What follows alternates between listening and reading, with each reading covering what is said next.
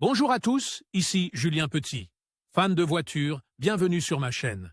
Restez avec moi, on va aborder notre sujet du jour sans plus 30 tarder. novembre 2023, 14h29 p.m. et il existe différentes contraventions émises par les autorités en fonction de l'infraction et des circonstances qui l'entourent.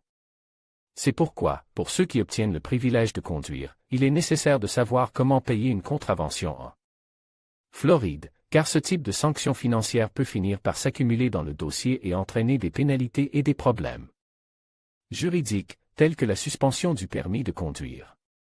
Le paiement des amendes routières ou des contraventions en Floride est généralement très simple car les autorités offrent plusieurs moyens de le faire sans inconvénient. Quelle que soit l'alternative choisie, le plus important est que les conducteurs pénalisés paient leur amende avant la date d'expiration de la contravention. Comment payer une contravention en Floride? Dans tout l'État de Floride, les conducteurs disposent de plusieurs moyens pour payer les amendes qui leur sont imposées en raison d'infractions commises ou de mauvaises performances au volant. Ces options sont les suivantes: en ligne, en visitant le site web du tribunal de la circulation du compte où la contravention a été émise. Ces sites disposent généralement d'un outil de paiement en ligne où il suffit d'entrer les details de la contravention et la carte de crédit ou de débit avec laquelle on souhaite payer. Par téléphone, il est nécessaire d'appeler le numéro imprime sur l'avis de contravention pour vérifier si cette méthode est disponible, car elle n'est pas proposée par tous les tribunaux.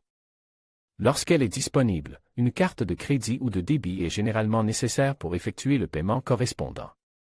Par courrier, en envoyant un chèque ou un mandat à l'adresse postale indiquée sur le titre de transport. Si le billet ne fournit pas ce type d'information, consultez le site web du tribunal de compte concerne. En personne, en se rendant au bureau du tribunal de la circulation qui a délivré l'amende. Il est nécessaire de se munir de l'avis de contravention et d'un moyen de paiement. En général, les tribunaux locaux acceptent les paiements en espèces ou par carte de crédit ou de débit. La plupart des contraventions aux États-Unis fournissent des informations sur la manière d'effectuer le paiement. Outre les coordonnées, ils peuvent contenir des instructions imprimées indiquant au conducteur où et comment effectuer le paiement. En personne, au cas où il ne souhaiterait pas utiliser les autres méthodes disponibles. Que se passe-t-il lorsqu'une contravention n'est pas payée en Floride? Comme c'est le cas dans d'autres États, les personnes qui ne paient pas une contravention en Floride peuvent se voir infliger des sanctions supplémentaires, non seulement financières, mais aussi juridiques. Dans les cas extrêmes d'accumulation d'infractions, les autorités sont susceptibles d'imposer une suspension du permis de conduire ou une peine d'emprisonnement. Les sanctions les plus sévères n'ont pas seulement des conséquences immédiates, elles peuvent aussi affecter le dossier du conducteur et y rester indéfiniment, réduisant ainsi ses possibilités de chercher un emploi, de demander un prêt ou de remplir des formalités administratives. La suspension du permis de conduire, par exemple, exige des conducteurs qu'ils remplissent certaines conditions pour que les autorités puissent déterminer s'ils méritent ou non d'être rétablis dans leurs droits. Type de contravention existant en Floride.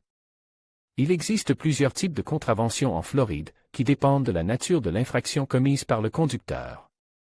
Certains des types les plus courants sont décrits ci-dessous: excès de vitesse, délivré lorsqu'un conducteur dépasse la limite de vitesse affichée dans une zone spécifique. Défaut d'arrêt à un panneau d'arrêt ou à un feu rouge, cette infraction est commise lorsque le conducteur ne s'arrête pas complètement à une intersection munie d'un panneau d'arrêt ou lorsqu'il franchit un feu rouge. Défaut de port de la ceinture de sécurité, cette infraction est commise lorsqu'un conducteur ou un passager ne porte pas correctement sa ceinture de sécurité alors que le véhicule est en mouvement.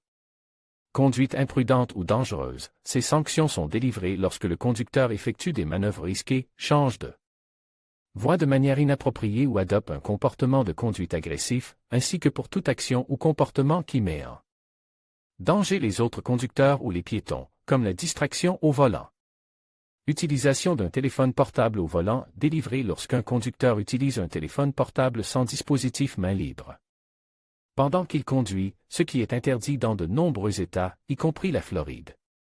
Stationnement interdit, délivré lorsqu'un conducteur se gare dans des endroits interdits, tels que les zones de chargement et de déchargement, les places pour handicap, ou lorsqu'il dépasse la limite de temps qu'il a payé à un parc-mètre.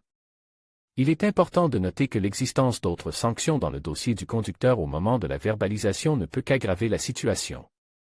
Il est également fréquent que les sanctions soient plus sévères si, en raison de l'infraction commise, le conducteur provoque un accident de la circulation ou blesse une autre personne. Quoi qu'il en soit, les autorités rappellent aux conducteurs qu'ils peuvent demander l'aide d'un avocat spécialisé pour obtenir des conseils en la matière.